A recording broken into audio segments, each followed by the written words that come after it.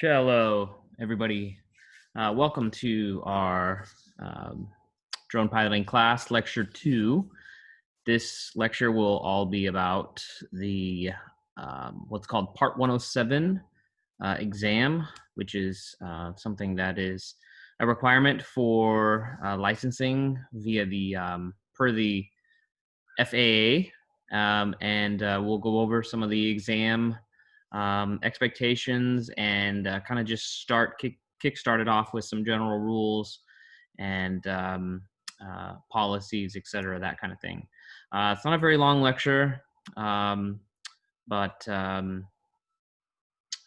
these are certainly things that are important to understand in regards to what you're allowed to do and what you're not allowed to do when it comes to flying a UAS for drone, UAS or drone operations. So let's begin and just use the example of the exam first. Talk about that. It's called the P107, Part 107, or the P107 is what it's usually called. And so it's a license. And it's required for any commercial operations, any kind of services like aerial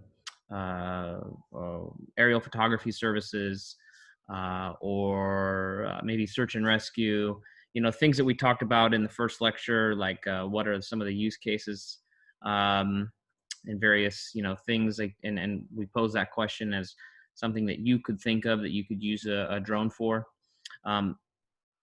In a particular example that they had to come out with this, it was for people that were, obtaining some type of payment for what they were providing in return. So that's kind of the gist of it. I mean, if you're wanting to purchase a drone for fun, what we're going to refer to commonly as hobby use, as the exam refers to it as recreational use. This is not required, right? So let me just be clear. You don't have to get the P107 license if you just want to go have some fun at a park. However, you do need to follow a lot of the same protocols and rules if you are flying recreationally as you would commercially. So, that's the thing that's up to you. How it works is it's an exam. So this is not something that I offer to you guys or the college.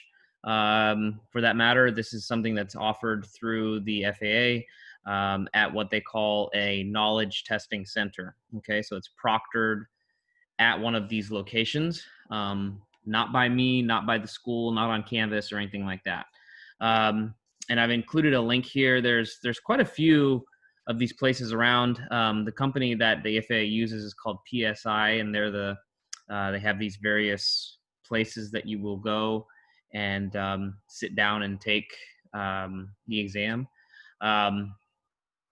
It is proctored on a computer, and so you have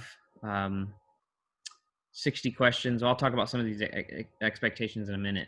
But yeah, multiple choice questions. It's all multiple choice questions. Okay. So you go to this place, whatever one you choose, and you sit there, you have 2 hours, and you take your exam. Yeah. In a little kind of quiet little cubicle.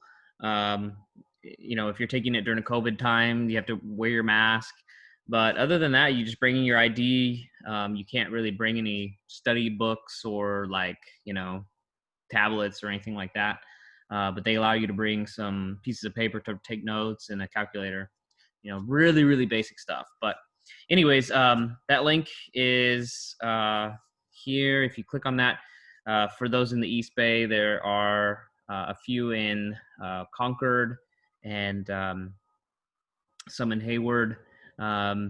So they're quite a bit, wherever you're located. I saw some in San Francisco and on the peninsula. There's a number of different options. You need to make an appointment to take the exam. And so this is a process that you kind of have to go through. And I included this link here. Let's see what this looks like.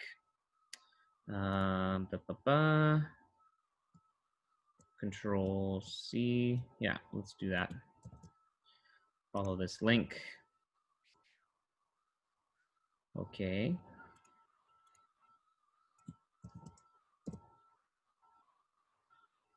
That's not what I was looking to do. Okay, so what I'm wanting, control click. Okay. There we go. So it'll take you to the FAA's website.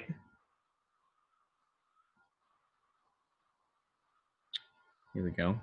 Okay. And first part, it says learn the rules, which is all what you're going to be doing in this course, right? Then once you get past that, you come to here, right? And you want to become an FAA certified drone pilot by passing what's called the knowledge test. So you will process to get your remote silence study. They also have a test study guide. It's very, very dense, but you're welcome to check that out as well. And let's see, just kind of follow these things step by step. You will schedule an appointment at one of those places that I mentioned a moment ago. And then once you finish with that, you have to apply to get what's called a, well, I guess your certificate. There'll be something electronic in your email, and you also get a hard copy license like this. Okay, whoops, I have that upside down. There we go. Okay, there we go. So it's a little hard copy card, and it's kind of neat to take out and show to people and say, hey, I'm a drone pilot, and it's official. I'm not just, you know, out there having fun. This is a real deal, all right? But anyways, you do have to pay a fee for the test, okay? So it's $150. This is all done electronically, right? It's all done electronically, like many things through e-commerce. So you pay your fee, you can use your credit card, and then that's the process. Yeah, pay the fee. So schedule the appointment, pay the fee, go through that process, go take the exam at the center that you choose. You will get the results right then and there because it is all electronic, and so it's automatically graded for you. And they'll come out and tell you what you did, and that's how it works. So your P107 certification is valid for 2 years. And then once those 2 years come by, so it's 24 months from the time of when you got it, right? So if you got it in, September of 20, then it's good until September of 2022, something like that. After that, you go and you apply to be recertified. And it's essentially the same, not quite as many hoops, but the test is not as long, but you do need to do that in order to stay current with your certification. So 2 years is the time frame that you have there. Great. So as far as the exam is concerned, when I took this for the first time in 2016, when it first came out, there were 60 questions. I've heard from a few students since then that it was 65 now. So I can't tell you for sure if it's 60 or 65. So I just put, or in that range. But I know it's not much more than that. Okay. Pardon me for 1 second. Okay, continuing on. So you're taking your exam and you finish. In order to pass, there's no grade to it. It's just a pass-fail, and the pass is 70% or higher. Okay. So if it's 60 questions, that leaves you, let's see. Actually, now I'm curious, how many questions can you miss? So you can miss 18 questions if it's 60, right? It's not really that much, but it gives you a little bit of wiggle room in that case. I passed it the very first time I took it. It took me, studying with materials like this, I had not nearly, well, actually, let me back up. I didn't have nearly the amount of materials like this when I was taking this 4 years ago because it was brand new. But for students that have gone through this kind of course before, um, you know, I've had some get in the 80s and upper 90s percentile. So I'm not saying that it's just going to be the easiest test in the world, because there certainly are a lot of questions that can be confusing, and it's not something you want to take lightly. But if you properly study and you've gone through this course, and I'm going to do everything I can to provide you guys with with this quiz for this lecture. I'm going to do everything I can to provide you like sample questions. And, the perspective I'm coming at is that I want you guys to think of this like you're studying to take the test. That's the way I'm kind of approaching this. So in terms of how it's kind of broken down, here we have it, right? Regulations, which are, essentially what we're going to go over today, somewhat, with the general rules, kind of things, when and where to fly, that kind of stuff. You have about 15 to 25%. Then your airspace and your operations, you can kind of combine those two, because with airspace, it's kind of laid out like what are the general airspaces and what do they mean. And then your operations is breaking down visually what's called a sectional chart. Okay. And I'll tell you one thing: if there's anything that you certainly have to ensure that and you can't don't wing as you go through it, because for me, I was not a commercial pilot before, and I had zero experience with these things called sectional charts, and these are definitely going to come up very soon for you guys to learn about. But there was a lot of questions about sectional charts, and really having a focused understanding of these charts, how they work and what they mean, and so on, is incredibly important to be successful. Because like I said, a lot of the questions, some of these things are like, you shouldn't drink during flying a drone. It's like, true or false? I mean, come on, that's should be some obvious stuff, right? But yeah, if you have no idea what this thing called a sectional chart is, and if you're not, you're probably looking at me like, what are you talking about? You're going to need to be prepared for that. So I'm going to definitely try to prepare you guys with a lot of information about these sectional chart things. Okay. And then there are some small portions of the test about weather and, kind of loading performance, decision making, that kind of stuff. You have to remember, the folks that wrote this exam, they come from a very, very, specific aviation background. So it's their perspective that, you have to kind of think like, not necessarily like you're going to be a police officer using a drone for catching bad guys, right? The test was not written from that kind of thought point. It was, people that are pilots and that fly regular aircraft, and people that work in air traffic control towers, and that type of perspective, that were the ones that came up with the exam and the questions. So some of the things sound a little silly when you go, I just want to fly a drone and take pictures for weddings, right? Like, who cares about some of these crew procedures and whatnot? But whatever your maybe opinion might be, whatnot, one way or another, that's not necessarily going to matter, because if you miss these questions, you're going to potentially not pass the test. So like I said, I'm presenting you as Elliot does too in that handbook. I'm going to present to you guys as much raw information that comes from the test as possible, and things like weather and decision making, loading of equipments and whatnot. Those things are important. Okay. So let's move on and discuss what you can do. So right from the get-go, so we're just going to kind of bang some things out here, right?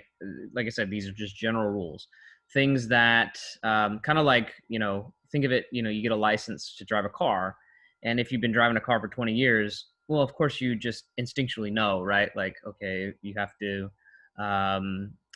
if you're at a four-way stop with no signs, it's the person on the right side that has the right of way, right? So like stuff like that, when you're 16 and you take the test, oh man, this is a lot to, retain as far as these rules. But this is kind of the same thing. It's like these are the types of you can and you can't types of situations. Okay. So your drone, if you're going to be, under this 107, which we are, right? Let's all assume that that's what we're going for here. Your drone must weigh less than 55 pounds. Must weigh less than 55 pounds. Okay. And that's pretty easy to pull off. Even some of the big octocopters and fixed wings and things like that, that are in the commercial space of drones. I mean, you have to work really hard to find anything that's, 55 pounds and above. So we definitely don't use anything like that in this course. Let's see. Now, and this is, so the next part is a little tricky, right? The next bullet that's on this page here. So if your drone is over 0.55, now I don't know if this was an intentional, my theory is that this was just an intentional thing by the FAA to kind of throw you off, because they have 55 pounds on one end of the spectrum and then 0.55 pounds on the other end of the spectrum, right? Maximum, minimum. So if your drone weighs more than 0.55 pounds, no matter what your intention is to use it, you have, or no, your drone, you are under, you fall under the umbrella of this Part 107. Okay, so let me repeat that.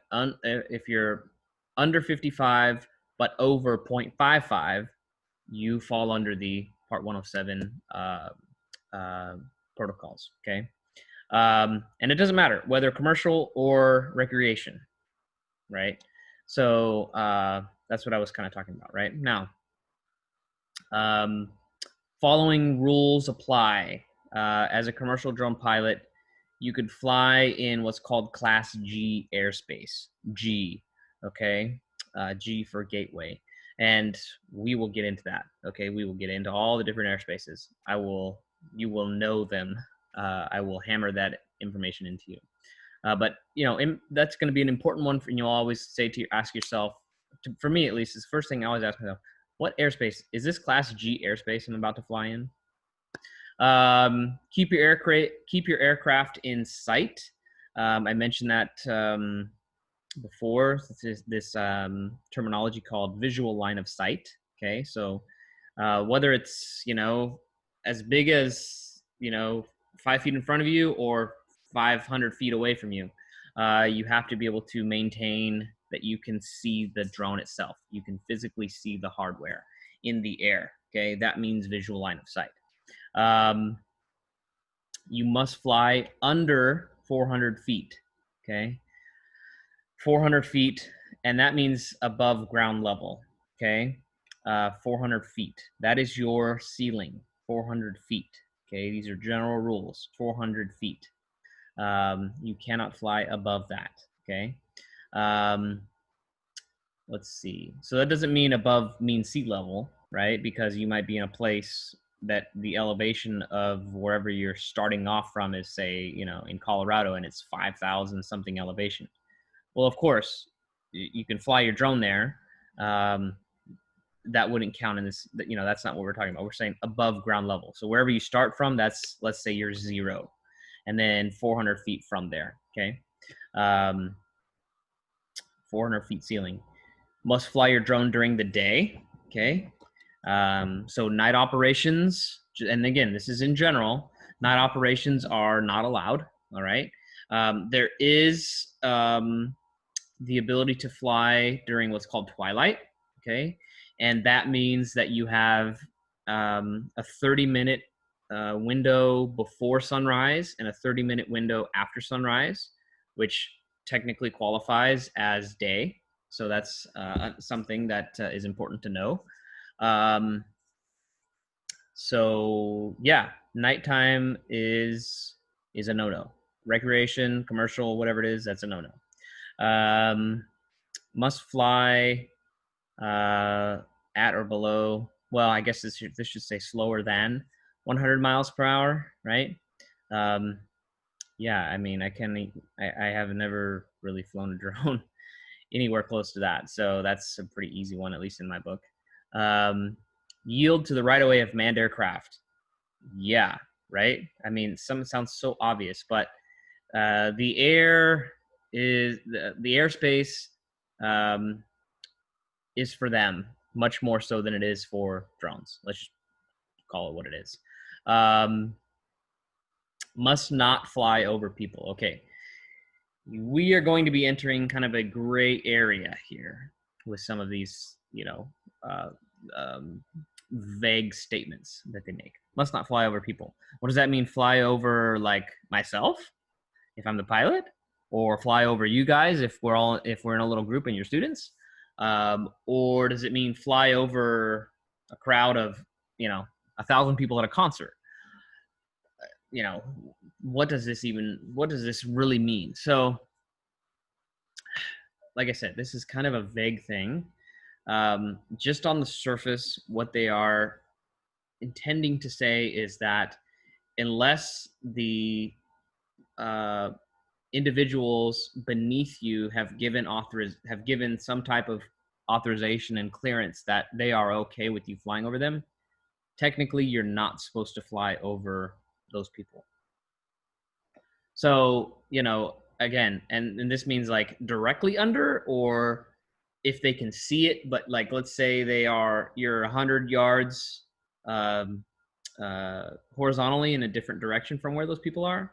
So in my approach is, this must be, the way I approach that means directly over a person. And so, sure, I mean, I'm not trying to upset anybody or make anybody uncomfortable when I'm in the field, but in a lot of circumstances, you can't avoid some of these rules. And it's like, you're not going to, let's say, stop a paid job just because one person is, let's say, 500 yards to the east of where you're participating your flight at, but yet they see you flying in the air and they, get upset about that. Well, if you're not flying over them, then that's too bad, right? You're actually following the rules. So I know this is kind of some vague stuff here that I'm presenting to you, and a lot of the questions a lot of the rules are written this way on purpose. They want to err on the side of caution as opposed to letting it be, just because this is safety is the number one concern, and frankly, I want us to think that way as well. Not supposed to fly from a moving vehicle, right? Not supposed to fly from a moving vehicle. Yeah, it's kind of an unsafe thing to do. So we're just gonna leave that there. Let's move on. So that was kind of strange. The way that the author put this, you can, and they said must. I would think they would put these last bullet points, as I'm rereading this, they would put these last bullet points here. That kind of makes sense, and it flows through what you're saying here. You cannot, right? So you cannot fly in these classes of airspace, right? B, C, D, E, basically anything that's not G, okay? Without air traffic control. That's what ATC, air traffic control permissions, okay? So we will get into that, like I said. Not fly your drone in a reckless manner, right? Believe it or not, there will be a question like that, okay? Something worded in some way like that, but yeah, you're not supposed to fly in a reckless manner. Okay, fly beyond visual line of sight, unaided visual line of sight. So that's a tricky one. okay, when it says unaided, right? This whole visual line of sight thing. This has become a hot point for drone pilots since the beginning, because to really scale drone operations, let's say Amazon delivery drones, for example, the biggest hurdle they had to come over with is this thing called visual line of sight. And with Amazon delivery, I can't really speak to that, so maybe that's not the best example. But let's say you're doing a survey of thousands of acres land that you want to do a job for. And once you get to that, it just doesn't make sense to have one. It just doesn't make sense to get so far away, because it's too much equipment. You're packing, moving yourself as the pilot, all these different places, as you lose visual line of sight, right? Constantly moving your home position. So what you can do, and under these rules here, is if you have say multiple people in your crew, and technically you're supposed to have at least 2 people anyways. That's not something that the author covered here in the beginning, but I will now, because it's an incredibly important thing. So there's the person flying the drone, which is called the pilot in command, or the PIC, and then there's the person that is the visual observer. And actually, they have it here in the next bullet point, right? They bring that term up. So visual observer, VO, that's supposed to be the person that always has their eye on the drone hardware, meaning in flight, meaning that the pilot can actually be looking at some type of controller screen or something like this, as long as that other person is, as their visual observer, is giving them constant feedback about what's going on, right? And there's communication there.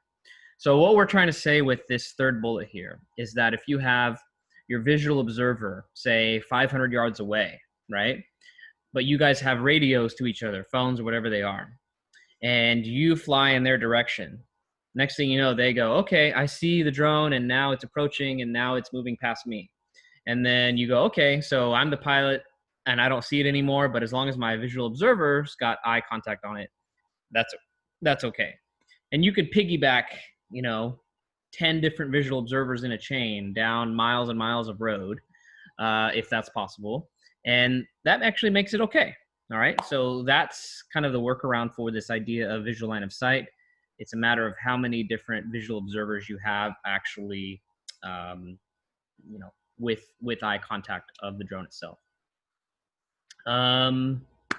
First person viewer, like goggles, you have to have the visual observers, kind of what I just said, right? We're not going to use the goggles here, but that's what that's referring to. You're not supposed to fly more than one drone at a time. Okay. So yeah, I mean, you can imagine why, right? Like, that doesn't mean that you can't have another pilot right next to you flying a drone at the same time. But just me as an individual, it's not like I can have one controller here, another controller here, another, it's not allowed under this. For one thing, it's impossible for one person to handle. But that's why they have this kind of rule. Okay.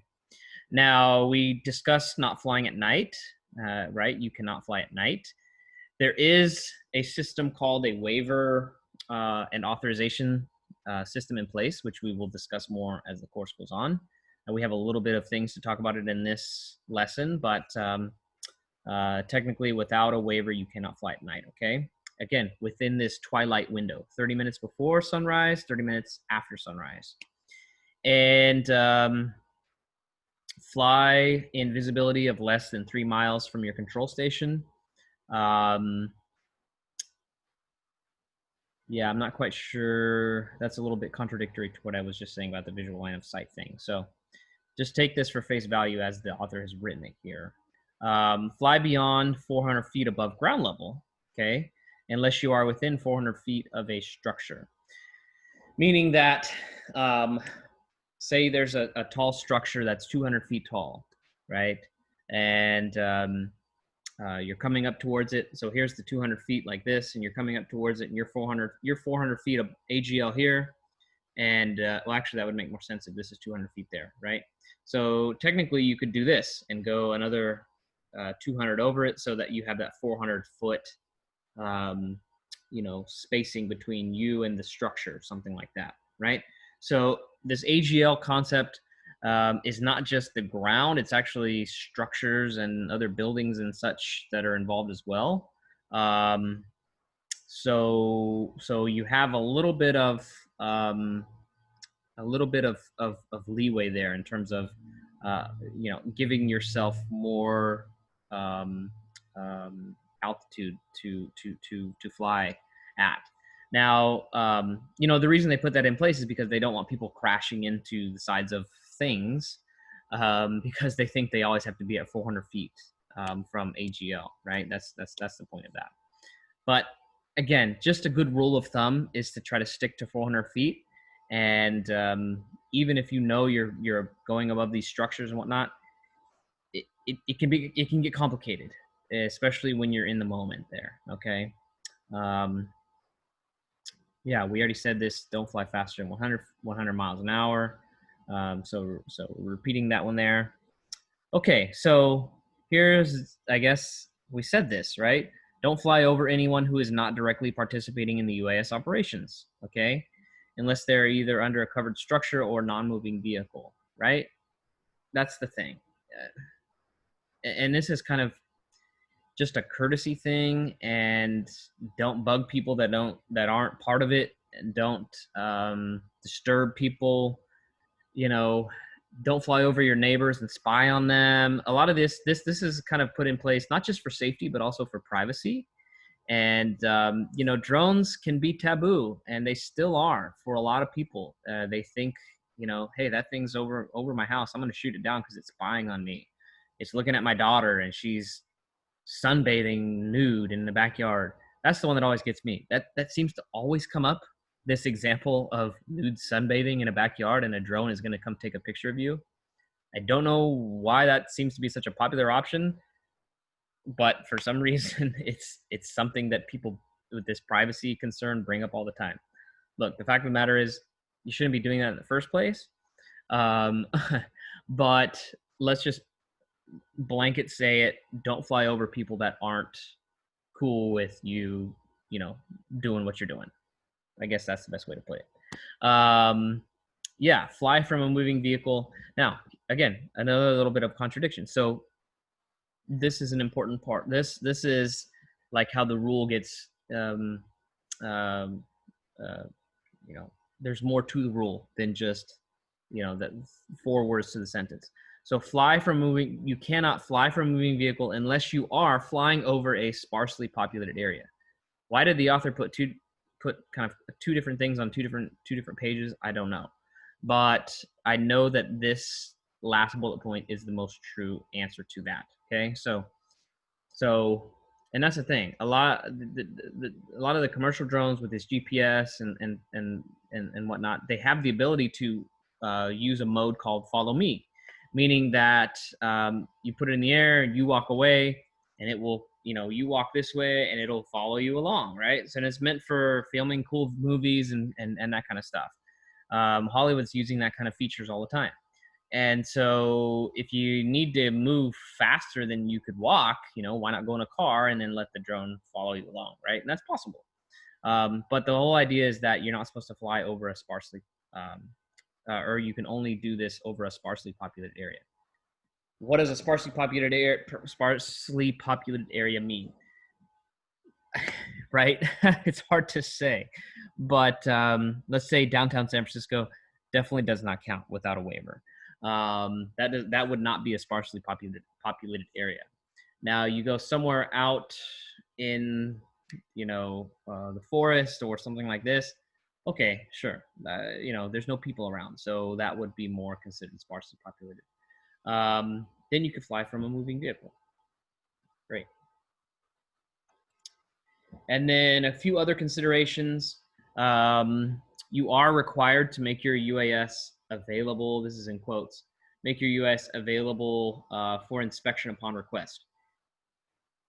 In my 7 years of doing this, have I ever had somebody from the FAA come up to me and say, show me that drone, let me see it, make sure it follows all these guidelines and regulations?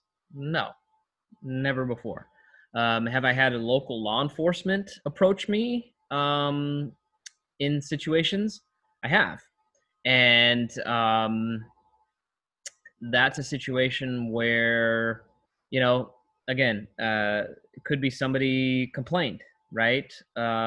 Neighbor in close by, who knows what the situation might be, or maybe just the police were driving by. This has happened to me 2 or 3 times in my career, and long story short, every time the cops came by and said, "Look, you really shouldn't be doing this.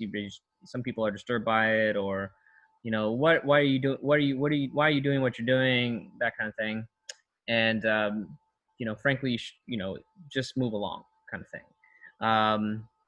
That's been my experience. Now, what I've always tried to do as a professional, to appear professional and to, I guess, get myself out of a situation, even though I'm not breaking any rules, okay, and I'm following these P107, protocols.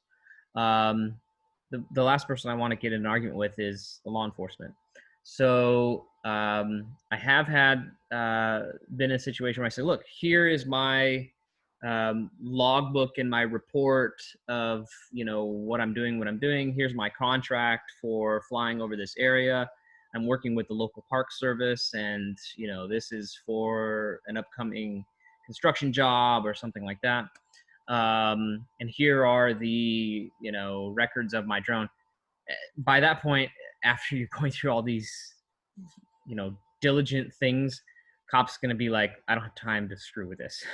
Great, it makes sense, you're a pro, but let's just move on, because the people here don't, there's someone here that's not interested in, doesn't want you to be doing what you're doing. Okay, so I'm just saying, having some records to validate who you are and what you're doing. Look professional with like a field type of vest, to stand out, to demonstrate that you are. It's kind of counterintuitive, because you go, oh well, then you're certainly standing out in the crowd, right?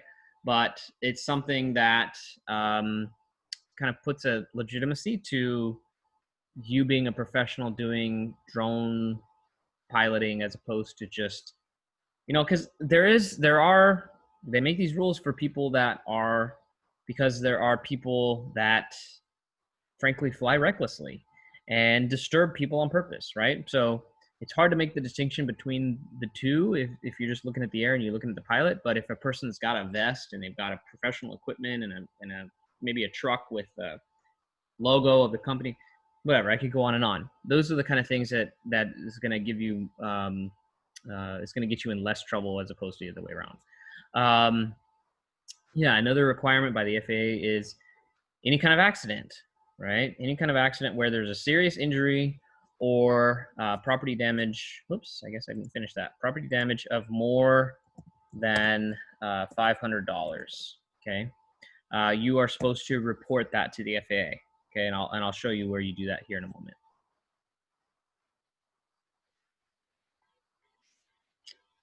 Okay, last slide. I will be right back. So I mentioned that your drone weighing over 0.55 pounds. Okay, and this is regardless of the use. That I know I'm repeating myself here, but doesn't matter if it's for hobby or for commercial. Must be registered with the FAA. Okay, so that is done through something called the FAA Drone Zone. This is a link here, FAA Drone Zone. And let's see, I think I have this pulled up here. There we go. Okay, so when you go in this FAA Drone Zone, it's going to ask you to create a little account. Okay, so you do that. Then you would log in here. So I'll do that as well. Okay. And so this is me as an individual. Okay, my FAA Drone Zone portal. But it's kind of neat. You have a, let's see, move my screen around. You have this thing called your inventory, which is where you would perform the registration of the drone itself. So even though I fly quite a bit, it's all drones that are from the college, not mine personally. So the college has its own account, and that's how they can keep a record of this registration process of the drones that we have in our fleet. But just to show you what it's like, you would go here and add a UAS, and then fill out this little information here, add it, and then you pay $5. Okay, $5, and then they give you what's called an N number.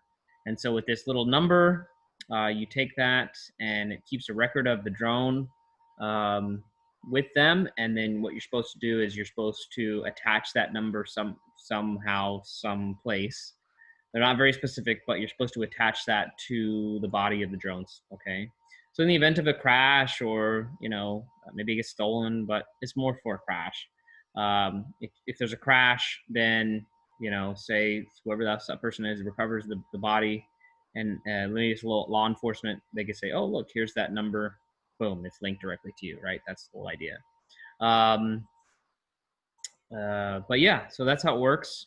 For the college, we use a little label maker, and we just print it off, and then we tape it to the side of the drone. I'll show you guys when we meet in person. Let me go back to the slide, and I'll show you a couple other things here. Okay.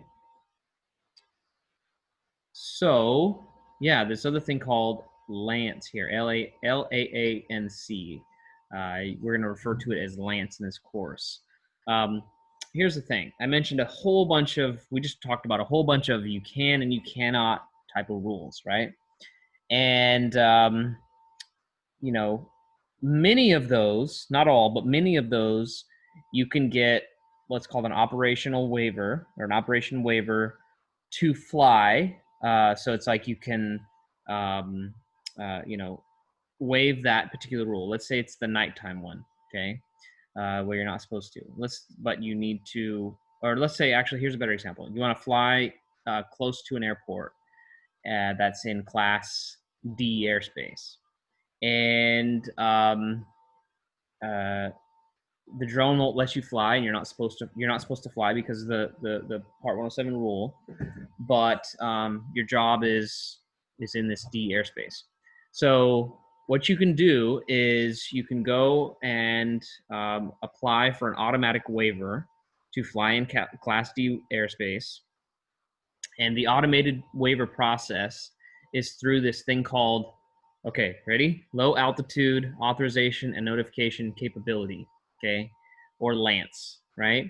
And so what this is it's a software kind of where you walk through software, like most of it is through some type of app, like on a phone or a pad or something, and you go through third-party commercial. There's a handful of commercial apps out there, and really you should be doing the ones that are free, unless you're a large enterprise and you need dozens of waivers every day. Just do the free stuff, right? For us as students to learn. But you go through these apps, and so they have this LANCE system built in. And so you would select the area of where you're going to fly. And we'll discuss this. I'll show you demonstrations of this more specifically as we get through the course. But you would select the area that you're going to fly, and you say, here, it does this. Can I get an automatic authorization for this? You would click it. You fill out a little bit of information, who you are, what you're doing, and you'll likely get it, right? It's the times when the automatic LANCE doesn't work is, in my experience, I've found if you're within a mile radius of a like Class D or above airport, or you're within a 2-mile radius of the same airport, but like right where the approach or the takeoff of the runway is, right? So a runway goes this way, and if your drone operation is like right here, then you're obviously in a more risky kind of area. So the LANCE stuff won't work in those cases. But let's say you are in this part where the commercial airlines don't, take off and land, then you'll get a better chance that the automatic waiver will be approved. And so that way you get the waiver and you could go fly, and you get to I guess override this only in Class G airspace thing. It'll make much more sense when we go over the airspace stuff. I promise. Now, going back to the example, let's say again, you that automatic process is unavailable to you, but you still want to try to fly.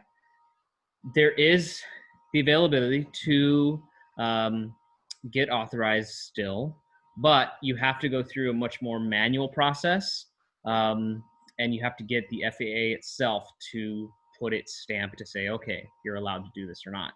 And so the manual process is through the drone zone thing, okay, through the website I just showed you guys. And like here's an example of one that I applied for, Part 107. Oh no, this is me again. So here, there's a bunch of things going on here. I'm the Part 107 user, and I put my account in here, so I've got my little credentials on here. The waiver that I'm talking about is right here. So Part 107 waiver and authorization, and I could do as many of these as I want. There's no limit to them. There really isn't. But you can come in here. So if I wanted to create a brand new one, I would do something like this, create a new one. And, you pick which one you want. You basically just go through an application process. For something that I did here, let's see, mine was denied. Okay. So let's check it out. Let's see what this is all about. I applied for a research waiver over a stadium. That's another thing. You're not supposed to fly over sports stadiums, okay? NFL is 100% no flying allowed at all over stadiums. MLB is no flying over stadiums 24 hours before and after a game. So there's a little bit of inconsistencies with some of these rules.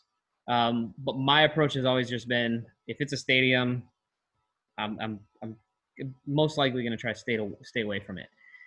But hey, I wanted to see what this waiver was what this process was going to do, because if I click on this,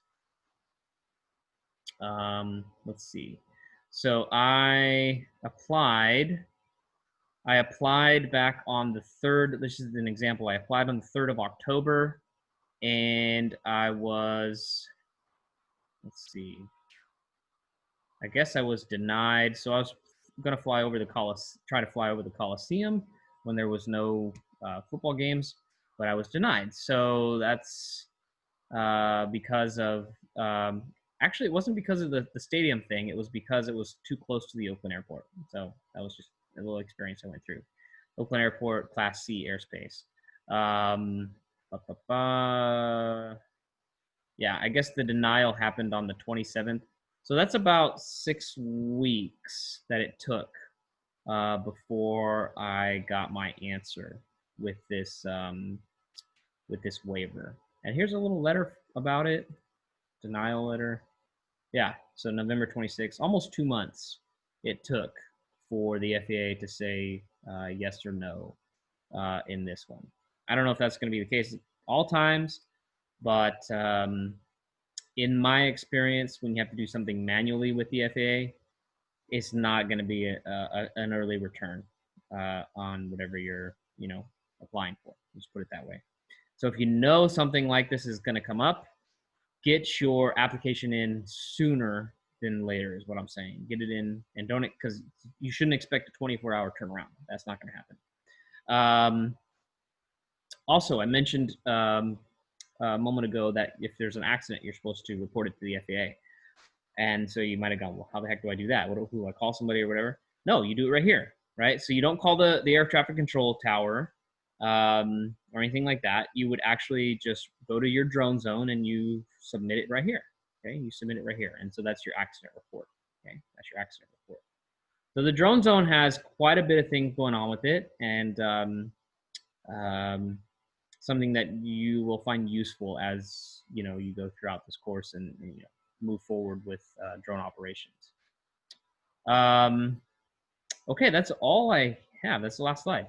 I know I've been talking for a while, but not a lot of slides. Okay, so again, this is general rules and FAA 107. I do want to mention that there is a quiz available now, so you're welcome to log in and take that and read the announcement that I have sent out regarding the details for that. Okay. All right. Well, that's going to conclude this lesson. I hope you guys, enjoyed it and took away some valuable lessons out of that. As we keep going, we're just going to get deeper into this Part 107 stuff and try to stretch it out. And your quiz is going to be questions that are sample questions from the actual exam. So that's where I pulled them from, is from those type of resources. I'm not saying that they're the exact questions you're going to see on the exam, but they're very similar. Okay. And so again, the idea is to help prepare you to take the P107 exam. Okay. All right. Thanks so much, everybody. And pleasure. I hope you have a good rest of your day. Bye for now.